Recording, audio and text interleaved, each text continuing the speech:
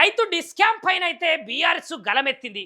ఈ ముచ్చట్ను చూసుకుంటే ఇవాళ అంటే శుక్రవారము ఈఆర్సీ ప్రజాభిప్రాయ సేకరణ కేటీఆర్ ఆధ్వర్యంలో ప్రజల తరపున వాదనలు అయితే వినిపించబోతున్నారు. వినిపించడానికైతే పార్టీకి సంబంధించినటువంటి బృందాలు అయితే వచ్చినాయి. కొత్త డిస్కాము ఏర్పాటులోని కుట్రలను నష్టాలను బహిర్గతం చేయాలని చెప్పేసి నిర్ణయం అయితే తీసుకున్నది. ఏంటిది? BRS party. మరి కొత్త డిస్కామ్లో ఏమేమి స్కామ్లు ఉన్నాయి, ఏమేమి స్కీమ్లు ఉన్నాయి, ఏమేమి కుట్రలు ఉన్నాయి అనే ముచ్చట్లనైతే ఇవాళనైతే పటాపంచలు చేయబోతున్నదట. ఒక్కసారి ఈ విషయాలకు పోతే కాంగ్రెస్ సర్కారు ఏర్పాటు చేయనున్నటువంటి రైతు డిస్కామ్ ఏర్పాటు మీదనైతే బీఆర్ఎస్ పార్టీ ప్రజల తరపున గలమెత్తుతున్నది. కొత్త డిస్కామ్ వెనుక దాగి ఉన్నటువంటి కుట్రలను బయట పెట్టేందుకైతే సిద్ధమైంది. ఇయాల వాస్తవాలను తెలంగాణ ప్రజానీకానికి విడమర్చి చెప్పాలని నిర్ణయించింది. ఇప్పటికే BRS party LP deputy floor leader Harish Rao sir అయితే తెలంగాణ ఎలక్ట్రిసిటీ రెగ్యులేటరీ కమిషన్కి అయితే ఆ చైర్మన్ ఎవరైతే ఉన్నారో ఆ చైర్మన్కు బహిరంగంగా లేఖ రాశారు. కొత్త డిస్కామ్ మాటన దాగి ఉన్నటువంటి చీకటి కోణాన్ని అయితే ఆ లేఖలో విడమర్చి రాశారు.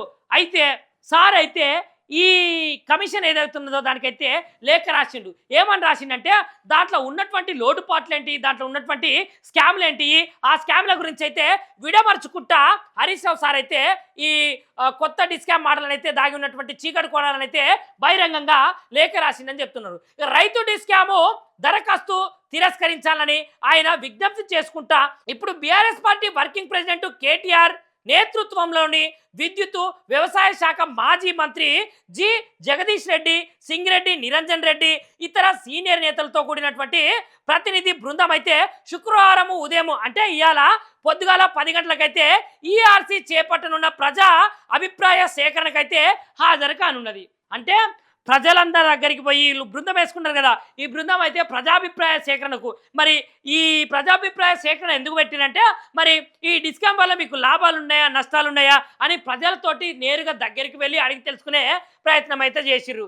ఇక దీంట్లోకి వచ్చేటువంటి నష్టాలు ఏమున్నాయంటే రైతు డిస్కాము నెలకొల్పడం మీదనైతే వాటిల్లేటువంటి నష్టాలనైతే ఆర్సీ ప్రజాభిప్రాయ సేకరణల బీఆర్ఎస్ లేవనెత్తబోతున్నది. రైతులు సాధారణ వినియోగదారులకైతే భవిష్యత్తులో ఎదురయ్యేటువంటి ఇబ్బందులు, వ్యవసాయానికి ఉచిత విద్యుత్ స్కీమ్కు పొంచి ఉన్నటువంటి ప్రమాదాలను అయితే వీళ్ళైతే హెచ్చరించుకుంటూ మాట్లాడుతున్నారు. అంటే ఇవన్నీ రైతులకు సంబంధించినటువంటి నష్టాల కిందకు వస్తాయి కాబట్టి అందుకనే ఇవాళ శుక్రవారం కాబట్టి అటు హరీష్ రావు సారు ఇటు కేటీఆర్ సారు వీళ్ళకి సంబంధించినటువంటి బృందాలు అయితే ప్రజాభిప్రాయ సేకరణకైతే చేస్తున్నాయి. ఇక ఈ ముచ్చట్ల భాగంగానే గృహ కనెక్షన్ల ఆధారంగా డిస్కామ్ ఏర్పాట్లో ఉన్నటువంటి ప్రభుత్వ ఆంతర్యాన్ని ఈ సందర్భంగా వారు ప్రశ్నించబోతున్నారు.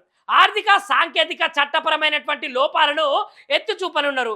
రైతు డిస్కామ్ పేరిట విద్యుత్తు రంగాన్ని అయితే ప్రైవేట్ పరం చేసే ప్రభుత్వ సన్నాహాన్ని తెలంగాణ ప్రజలకైతే వివరించబోతున్నారు. ఉద్యోగులకు కేటాయింపులో ఎదురయ్యేటువంటి సమస్యలు, ఆర్థికంగా తలెత్తే ఇక్కట్లనైతే కేటీఆర్ ఇతర ప్రతినిధులు ప్రస్తావించనున్నారు. చూసిరా, ఇటు ఉద్యోగులకు ఇటు రైతులకు చాలా రకాలైనటువంటి ఇబ్బందులు జరుగుతున్నాయట. అందుకనే బీఆర్ఎస్ పార్టీ రైతు డిస్కామ్ పేరు మీద గలం విప్పింది.